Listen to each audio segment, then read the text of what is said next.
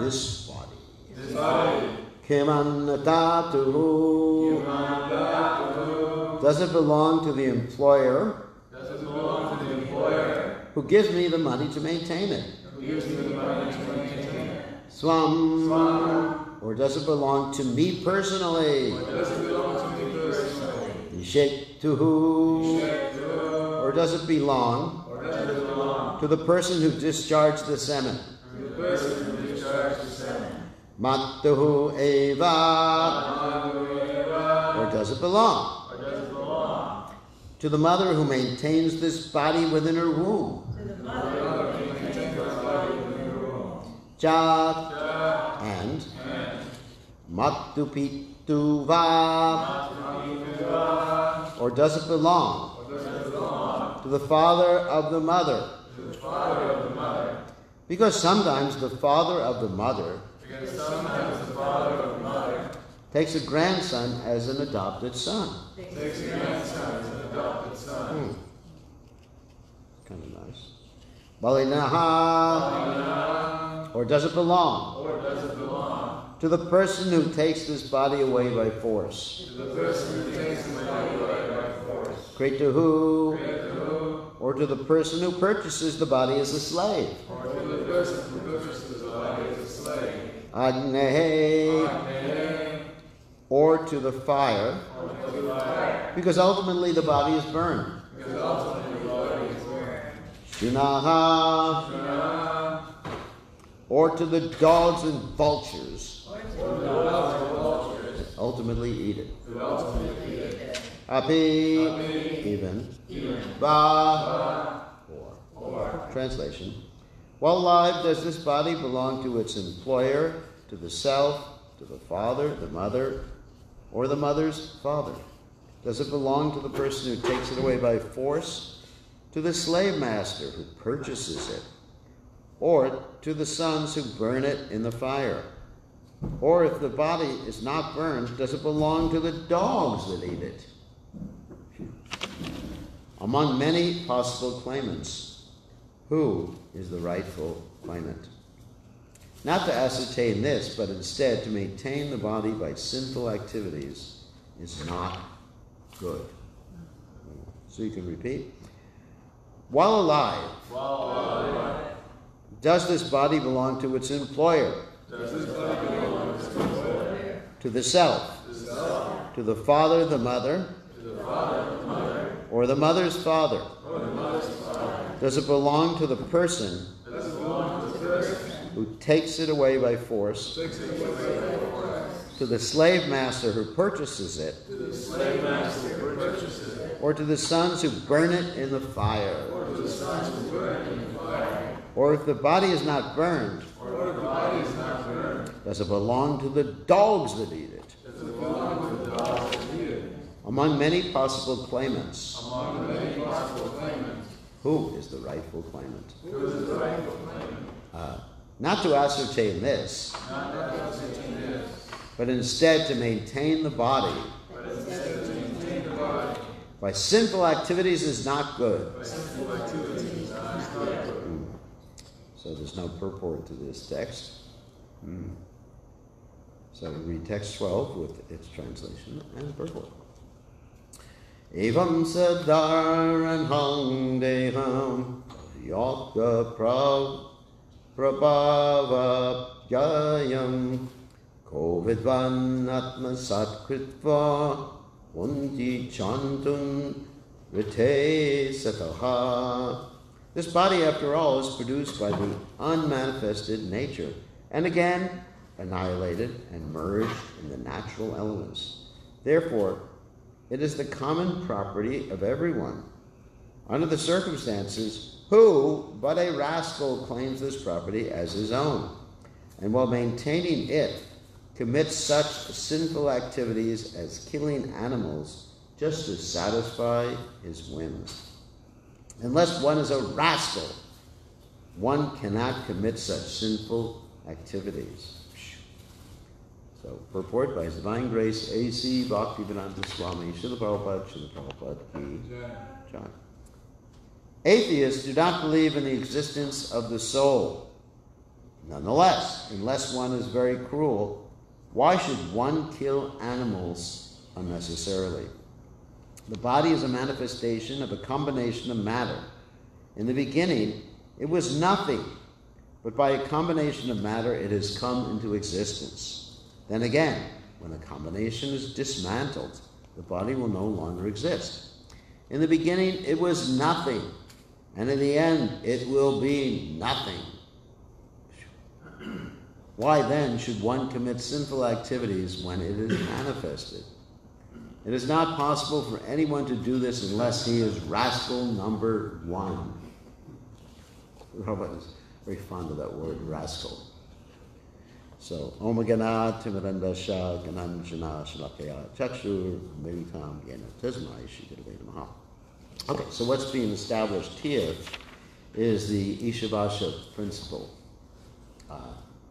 And it's being established by negation, in one sense. Not this, not this, not that. Because I probably sometimes would use this particular logic or type of argument of negation.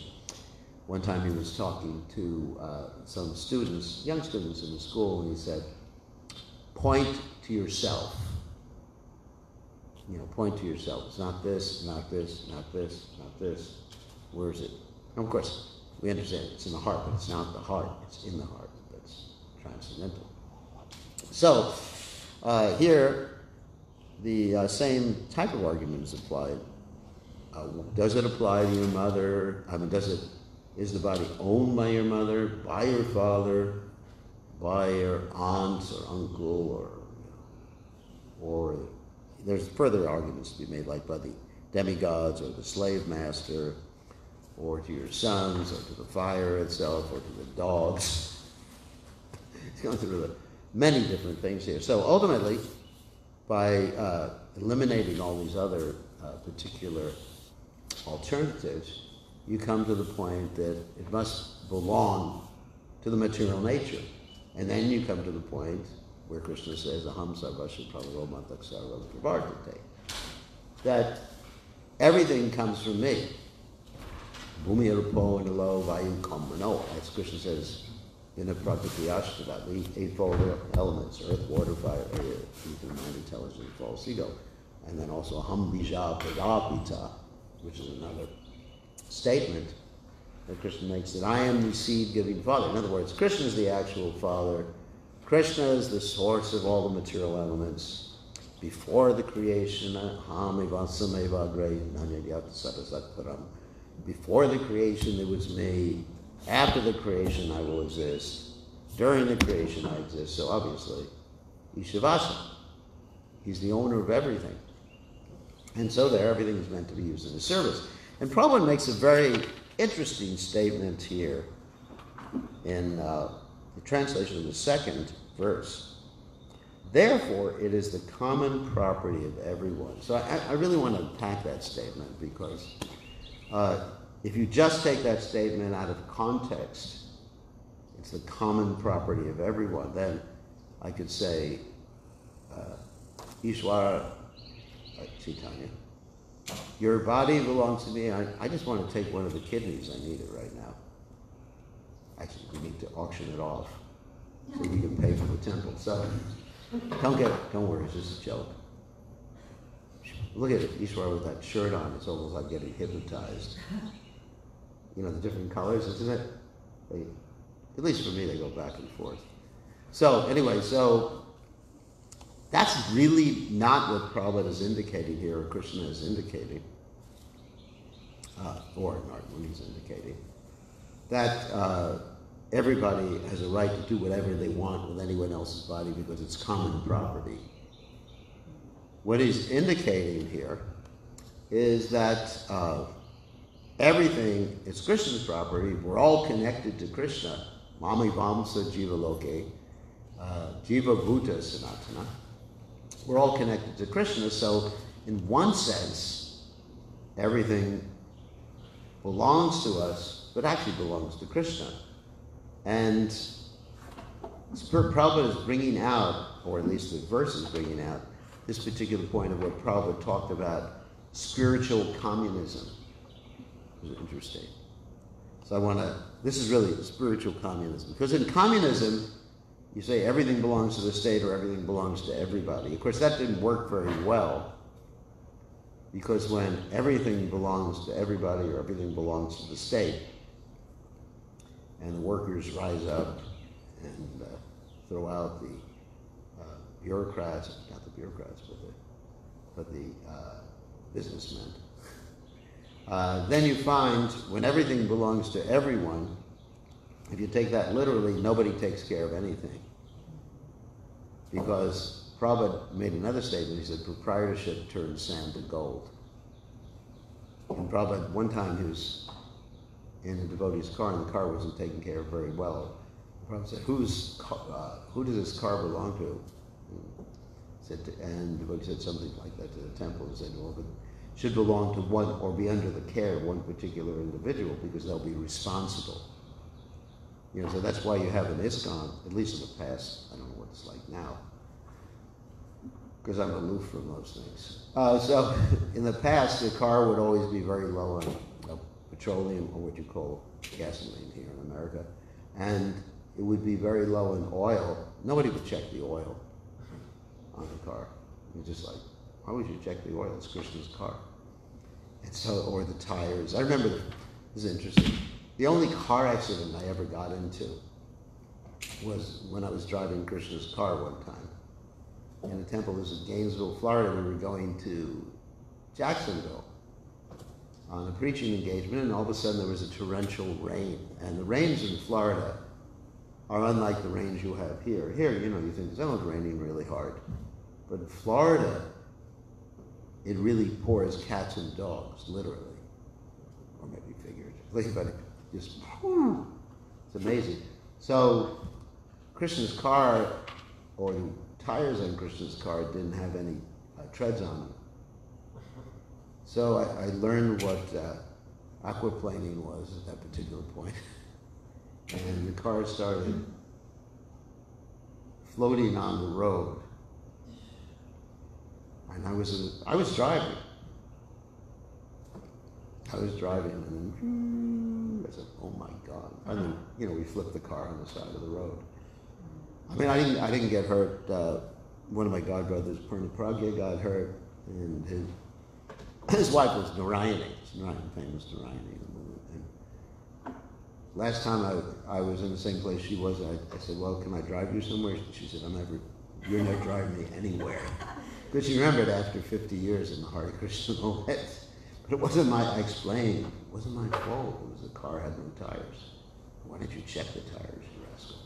So anyway, and in Russia that was a problem too, that they would leave the tractors out without being taken care of, and they would rust. And even when Prabhupada went to New Taliban, he saw the tractors out there. He said, we have nothing against tractors, but take care of them, put them in a barn, because there's Krishna's property. So you see there is that tendency of not caring for it. Just like even here in New Goloka, we've had a variety of different implements and tools and everything like that. And finally, when it was decided to purchase a riding lawnmower, I said, the only way I'll purchase it is if Krishna Nam keeps it in his house. And he's personally responsible, and nobody else touches it. Because otherwise we've gone through so many different lawnmowers. And someone forgets to put the oil in and says, well, there's a problem with the old lawnmower. Just like in computers too, people have a problem with computers or whatever, because people just don't take care of them. Anyway, so and if something belongs to you, really take care of it. Just like in my house, whenever I hear a lightning storm outside, I unplug all my computers and everything like that. Because I understand, well, it belongs to Krishna, but it's given to me in my service, and it would really impede my service if my computer fried. And don't think it wouldn't. One day I was living in a cabin in the woods, and there was a lightning bolt that hit up here, and it got carried down the telephone line and started a fire in my house. The curtains caught fire. So anyway, so So spiritual communism. So how do we do that? It's not exactly material communism, because in material communism there's no impetus to do anything. And if you try to make a classless society, it's pretty stupid anyway, because people are different. There's variety. Just like you see, everybody looks differently, don't they? Some people have certain talents, and some people don't have those talents, right? Some people can dance, and some people can't dance. Some people can be philosophical, and some people can't be philosophical. No matter what you explain to them, they just can't understand. I mean, there's nothing wrong with that. So, spiritual communism means the institution of Krishna's system of varnashram. Chatur varna mayashashta guna karma vibhagasha. That's what spiritual communism means. And also, daiva varnashram. There's a difference between daiva and asura varnashram. Asura means demon varnashram. Because there's always varnashram in any society.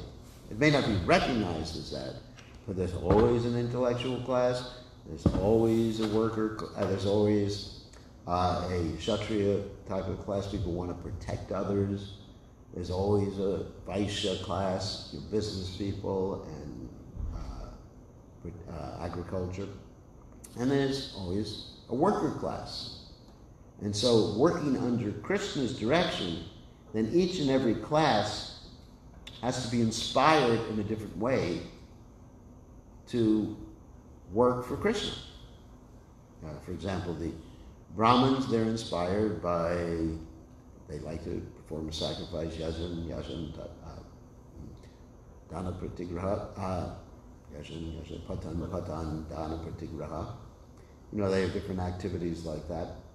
It's like I was listening to Prabhupada's class this morning, and Prabhupada was describing how the Pandavas, before the Battle of Kurukshetra, they didn't have any way to live because they didn't have any land or village.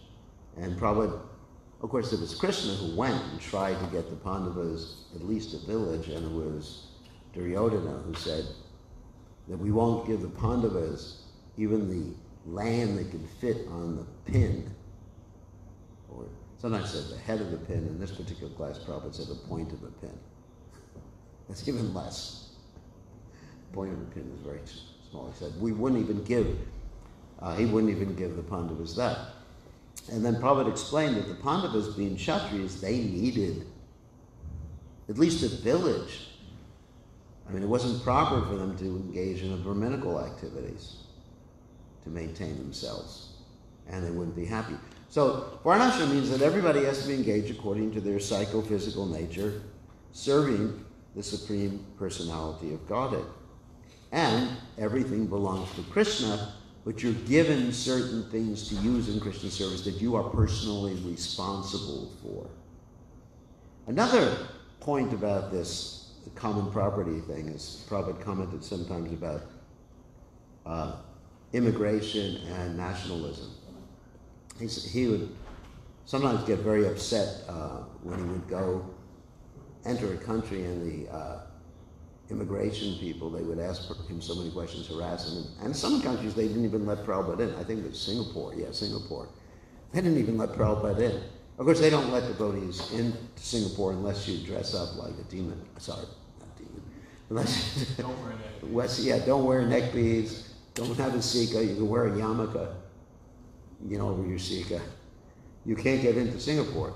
But actually, the fault, just to tell you why it's like that, is not so much the government's fault in Singapore. It's the ritualistic Brahmanas got real upset with the Hare Krishnas. They complained to the government, and the government, being controlled by the ritualistic Brahmanas or influenced by the ritualistic Brahmanas, instituted that particular rule that Hare Krishnas can't come in the country. Once you're in, it's all right.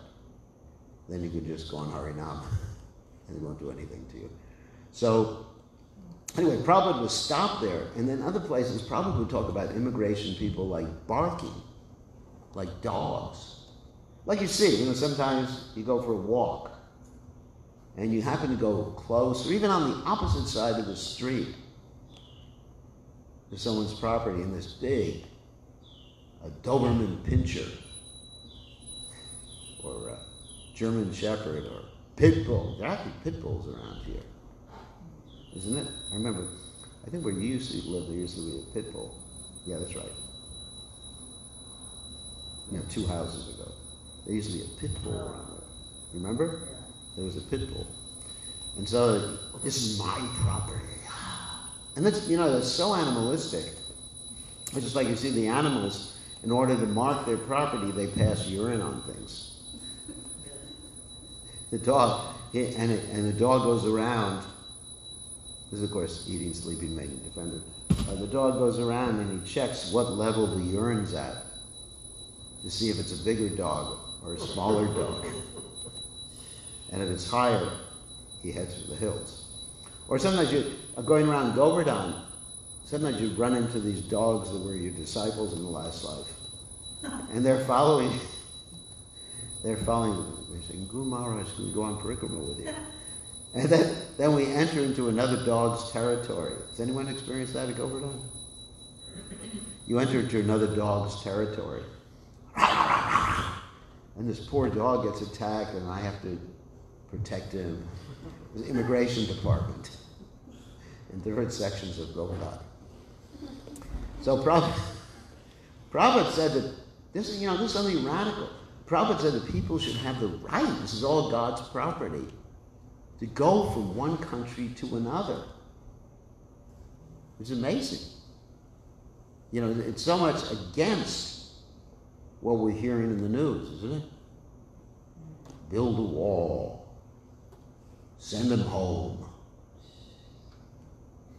I hope I'm not making a political statement. It's not a political statement, it's just practical. It's a philosophical statement. So send them home, build a whole wall. No! Everybody, yastu sarvani bhutani atmane bhanam pashati sarva bhuteshu chatmanam tato vigigupshate. You have to love everybody. And not only everybody, even the plants and the animals. Just like yesterday, since it's fig season, I go and pick the figs for the deities.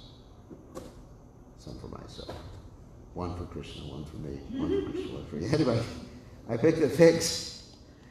And as I'm picking the figs, I'm thinking about the plant.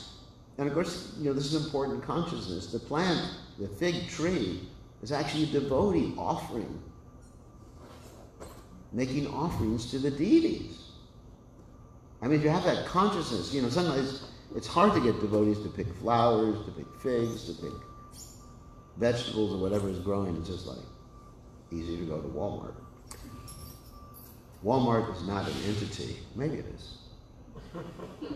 But Sam Walton's expansion of Sam Walton, who passed away, probably taking birth in Walmart. So, I had that realization, I think it was 2 days ago, that while I was picking that, this is so wonderful. I'm interacting with a devotee. And this devotee is offering something to Radha Golokananda.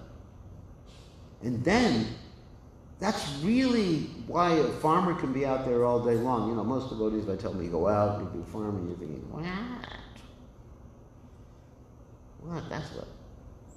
That's what tractors are for. That's what people from a different country are for, We're better than that. But it's devotional service. It's interacting. It's, what is it? Adati pratigranati guyamakyati prijati. Farming is like that, if you're giving the results to Krishna. And then it becomes very wonderful. And of course, we're talking about impetus, because in normal communism, you don't have that impetus. Normal communism, it's just like, all right, you got to do your work. We're going to get taken care of no matter what. We'll get medical care no matter what. Now here I attack the leftists. So it doesn't matter, just do the minimum. But in spiritual communism, it matters because you're interacting. You're doing something for Krishna. You're interacting with other living entities. Whether you're gardening or if you're even the Shudra, you're serving the higher classes who are Krishna conscious. The three higher classes are all Dvija, they're twice born. You talk about Varnashram, it's really nice. And I'm not just talking about farming now, because there's a lot more to know about Varnashram than just like plowing the field. But it's just like, it's interactions with devotees all the time, and serving Vaishnavas. Kshatriyas are serving the Brahmanas, Brahmanas are serving the rest of the society, Vaishnavas are serving the Kshatriyas and the Brahmins, and especially everyone serving the Brahmins. And it's loving exchanges, and you're serving the plants while you're doing it, you're serving the animals, like you're milking a cow. Very few people ever milk the cow, I have. And you're just taking something for Krishna. It's just like, it's nectar. I milk cows. We used to have a cow here. Devyani was her name. It's my pet cow. Remember Mother Krishna Priya? The rest of you weren't around. None of you were born except for me and Krishna Priya. Oh, Chintamani and Chaitanya. No, Chaitanya wasn't. Yeah. Were you here when Devyani was here? You were here for the inspiration of the deities? You were here for the other cows. There's another cow? No, there's Devyani. Well, Gopal was later. Gopal was later and Bhumi was later. Gopal's coming back today. So anyway. Didn't Devyani leave her body after the installation? She left her body, well, not really. Yeah, right after the installation, they fed her too much. The installation to Tamil? No, they fed her too much. Anyway, that's another thing. But it's nectar. You just like interacting for Krishna. When something is done for Krishna and there's love and the spiritual master, then you have purpose in life and everything becomes enthusiastic. Actually, I was listening to something that yesterday that Mr. Biden was talking about, which is really interesting. He was talking about mourning. I don't know if any of you saw this video, and I was just interested to see how people deal with mourning, and I'll explain how it's applicable and connected to what we're talking about. This is not a political statement. That he was talking about, how he lost some family members, and then he was thinking after he lost them, and the main thing was that, of course, I'm not saying that it's illusion or not illusion. That's not really the topic. He said he was thinking after they left their body to do things that would be pleasing to them, and that kept him connected to the memory or what he thought connected to them, because sometimes people think that a person still lives on in their deeds. I mean, in Jewish religion, they teach you that, good man lives on in his deeds. So, and in this way you go on in life, but you're always thinking of the person. And I was actually connecting that to the mourning that we went through when Prabhupada disappeared, and how really then life becomes connected more to that person, because you're thinking more about that person. That's part of the mourning process. And that keeps you inspired to go on in life. So anyway, apart from that, mourning, losing someone else, I just thought it was an interesting subject matter. But if you're thinking of pleasing a person, even though Krishna is not there in front of your eyes, or the spiritual master may not be in front of your eyes, because, Vani and Vapu stuff. Vani's there for some time, Vapu's there for some time, but Vani continues. But if that personal connection is there, that really gives you inspiration without having to think that everything belongs to you or you have some personal property. And that's Varnashram, right there. That you're inspired because you have that personal connection with Guru or other devotees, and ultimately with the Supreme Personality of God, and that spiritual communism works. And I think ultimately that has to be instituted in society. All right? So, any questions or comments? Yeah, just as I was reading some time ago about communism and how it didn't work. Yeah. And how everybody's lazy. Yeah. And the obvious thing was that in the material world everybody's envious. Yeah. And the only way that anybody ever worked in in the Soviet Union was when they had real dictatorial leaders like Stalin. So they were forced. But when it got looser, people became so envious of the leaders who were also cheating by taking more than, like this one leader had 30 cars. Yeah. I mean, what kind of communism is that? I get 30 cars, you don't get one. So this principle of envy, which impregnates everything in the material world, destroys everything, whereas when we become devotees, it's done out of love, and therefore it works. So anything in the material world that is common, because everyone's envious, is poison. And that's what we see everything in this world. Envy is the thing that destroys everything. Yeah, I mean, if you think about it, I mean, who can love the state? What is the state? Is it the flag? Oh, I'm dedicated myself. I mean, I guess some people are very patriotic. I mean, basically, maybe sometimes Kshatriya mentality, maybe patriotic or heroic or something like that. But you got to love a person, not an impersonal thing. I could say, well, I love America, but basically, to be truthful, I love what America does for me. I mean, what is America? Or I may like the American ideals or something like that, but it's really amorphous. But when you have a person, like you think about Prabhupada, for example, I go to Mangalarti in the morning, and we're chanting the Guru Vashaka prayers. I'm thinking, I'm chanting, sitting in front of Prabhupada, I'm chanting for him. So it's all personal. And when you do that, then impetus, enthusiasm is always there. When it's a loving exchange. In other words, life in Varnashram is always a loving exchange. The Daivi Varnashram. So it has to be a perfect person. Yeah. Otherwise, if it's not a perfect person, then you put your love in some sort of king or dictators, and they're not perfect. So. Yeah, then you get disappointed.